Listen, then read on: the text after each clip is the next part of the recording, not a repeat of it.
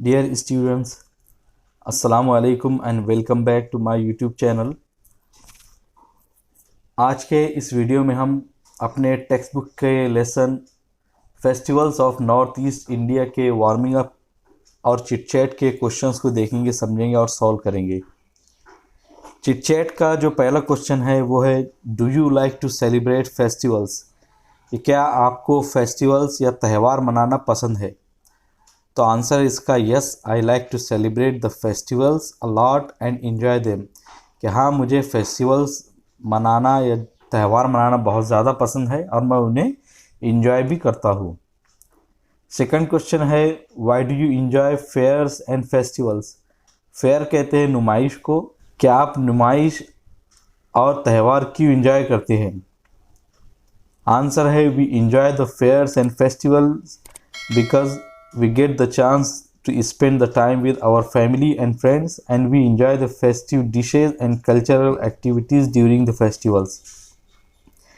के हम फेयर्स और फेस्टिवल्स को इसलिए इंजॉय करते हैं क्योंकि हमें अपने फैमिली, अपने घर वालों और अपने दोस्तों के साथ तो वक्त गुजारने का मौका मिलता है, और हम जो कल्चरल एक्टिविटीज़ होती है, सकाफती सरगर्मियाँ होती है और जो तकरीबी डिशेस होती है, तो इसको एंजॉय करते हैं फेस्टिवल्स के दौरान। थर्ड क्वेश्चन है, what are the different festivals celebrated in our states? कि हमारी स्टेट में मनाई जाने वाली, हमारी रियासत में मनाए जाने वाले मुख्तलिफ त्यौहार कौन से हैं? आंसर है इसका, there are many festivals celebrated in our state. के बहुत सारे फेस्टिवल है जो हमारे स्टेट में, हमारी रियासत में मनाए जाते हैं, लाइक होली, दिवाली, गणेश उत्सव, गुड़ी पाड़वा, ईद एंड क्रिसमस। जैसे कि होली, दिवाली, गणेश उत्सव है, गुड़ी पाड़वा, ईद और क्रिसमस। फोर्थ क्वेश्चन है, do you know festivals which are celebrated in other states? कि क्या आपको कुछ ऐसे फेस्टिवल्स भी मालूम है जो दूसरी रियासतों में मनाए जाते हैं? तो आंसर है yes, I know few festivals which are celebrated in other states like Pongal, Onam, Lohri. यहाँ मुझे कुछ त्यौहार मालूम है जो दूसरे रियासतों में मनाए जाते हैं, जैसे कि पोंगल, ओनम और लोहरी। फिफ्थ क्वेश्चन है, what is the relation between seasons and festivals? के मौसमों और त्यौहारों के बीच में क्या रिलेशन है, क्या ताल्लुक़ है? तो आंसर इसका, our nation India is an agriculture country. Agriculture is based on different seasons. कि हमारा जो मुल्क है, हमारा जो वतन है हिंदुस्तान, वो एक ज़राअती, एक खेती बाड़ी वाला मुल्क है। And agriculture is based on different season. और खेती बाड़ी और ज़राअत का, एग्रीकल्चर का जो इन्हिसार होता है वो मुख्तलिफ़ सीज़नों पर, मुख्तलिफ़ मौसमों पर होता है। So many festivals in India are agricultural and based on different season. तो इसीलिए हिंदुस्तान के बहुत सारे त्यौहार खेती बाड़ी वाले होते हैं, या ज़राअती या एग्रीकल्चरल होते हैं, और मुख्तलिफ़ सीज़नों पर मुनहसिर होते हैं। Thus there is a relation between season and festivals. तो इस तरह मौसम और त्यौहारों के बीच में एक ताल्लुक़ है। पहले क्वेश्चन में हमको हिदायत दी जा रही है कि read the names of the festivals celebrated in our country. नीचे हमें कुछ त्योहारों के नाम दिए गए हैं जो हमारे मुल्क में मनाए जाते हैं। Discuss in your group and write down why they are celebrated. आपको अपने ग्रुप में डिस्कस करना है, बहस करना है, और उसके लिखना है कि वो क्यों मनाए जाते हैं। तो पहला है दिवाली। दिवाली के बारे में हमने लिखा है, also known as the festivals of light. कि दिवाली को लाइट या रोशनी का त्यौहार भी कहा जाता है। Diwali is celebrated as the symbol of victory of good over evil. के दिवाली को मनाया जाता है अच्छाई की बुराई की पर जीत के निशानी के तौर पर। And mark the return of Rama from the 14 year exile. और राम के 14 साल के वनवास से वापस आने की निशानदही या निशानजद भी ये करता है। यानी जब राम 14 साल के वनवास के बाद में वापस आए थे, तो उसके तौर पर भी ये मनाया जाता है। होली, अब होली के बारे में हमको लिखना है कि Holi is known as the festivals of colours. Holi को रंगों के त्यौहार के तौर पर भी जाना जाता है and also celebrated as the victory of good over evil, और ये भी अच्छाई की बुराई पर जीत की निशानी के तौर पर मनाया जाता है।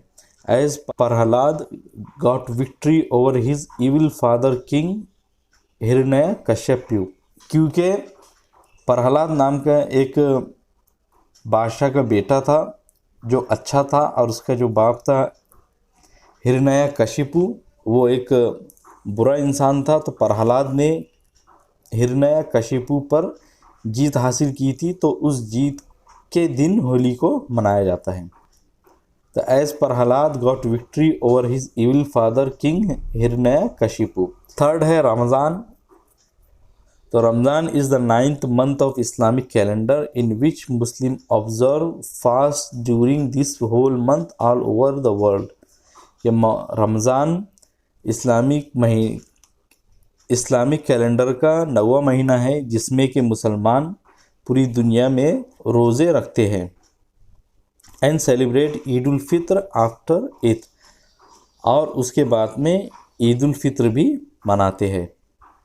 चौथा जो त्यौहार है वो है Dussehra. Dussehra is celebrated to mark the victory of good over evil as Ravana was killed by Ram on this day.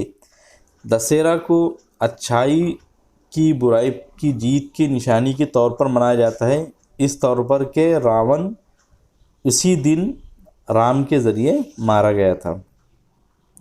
Fifth है क्रिसमस।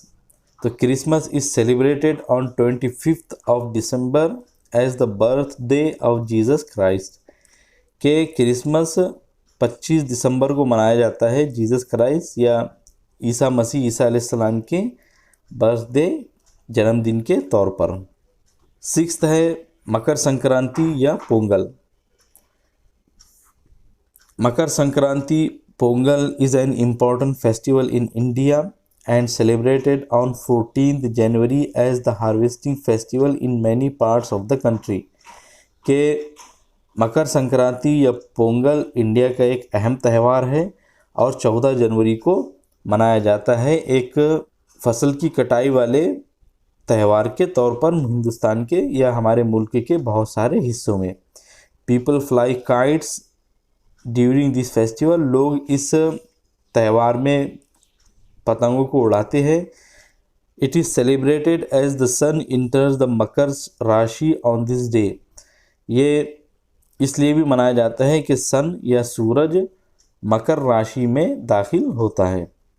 यहाँ पे जितने त्यौहारों के नाम लिए गए हैं तो उसके बारे में मैंने जितनी भी इन्फॉर्मेशन थी वो इंटरनेट से हासिल की है। अगर इसमें से कोई भी गलत हो तो आप उसको कमेंट सेक्शन में करेक्ट करके बता दें। दूसरा क्वेश्चन है write down any 5 features that are common to all festivals celebration, कि आपको 5 ऐसी खुसूसियात या 5 ऐसी खूबियाँ लिखनी है जो कि हर त्यौहार को मनाने में कॉमन होती है, आम होती है। तो फर्स्ट है cleaning and decorating the houses, घरों को साफ़ करना और उनको सजाना, ये हर त्यौहार में किया जाता है। सेकंड है वेयरिंग न्यू ट्रेडिशनल ड्रेसेस, नए और रिवायती लिबासों को पहनना।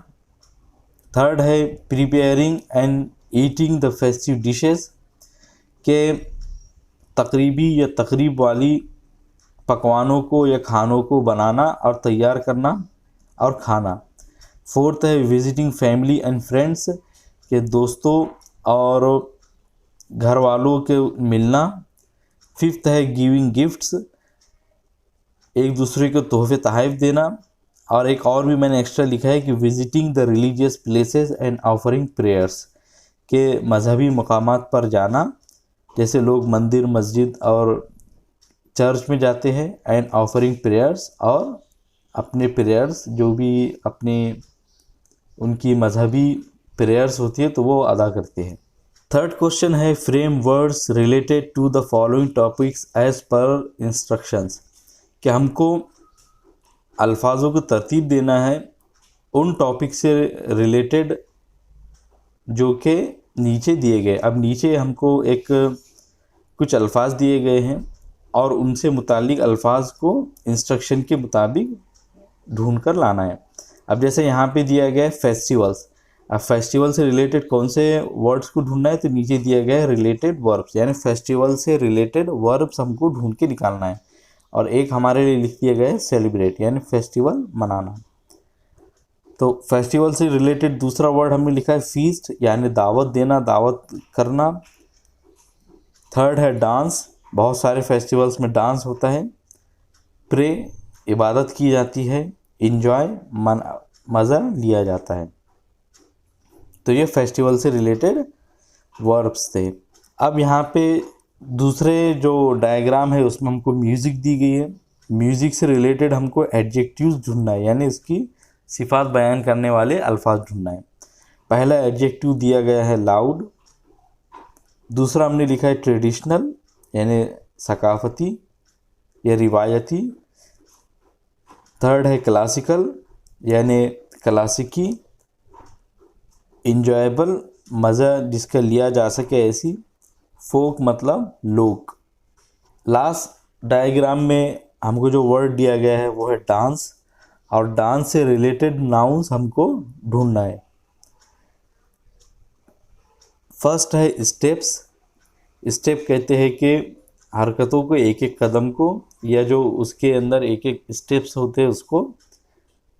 डांस से रिलेटेड दूसरा जो वर्ड है वो है म्यूज़िक, क्योंकि म्यूज़िक के ऊपर ही डांस किया जाता है। थर्ड है कोरियोग्राफ। कोरियोग्राफ कहते हैं कि किस मौके पर कौन सा, या किस म्यूज़िक की कौन सी बीट पर कौन सा डांस किया जाएगा, तो इसके स्टेप्स बताए जाते हैं, तो उस फन को कोरियोग्राफ कहते हैं। डांस क्लास, कि क्लास में डांस सीखा जाता है, तो ये इससे रिलेटेड है। डांस मूव, डांस में की जाने वाली हरकत या मूवमेंट, तो उसको मूव कहा गया है। तो मुझे उम्मीद है कि आज के इस वार्मिंग अप और चिट चैट के वीडियो में जितने क्वेश्चंस आए हैं तो उसके आंसर आप लोगों ने अच्छी तरीके से समझ लिए होंगे।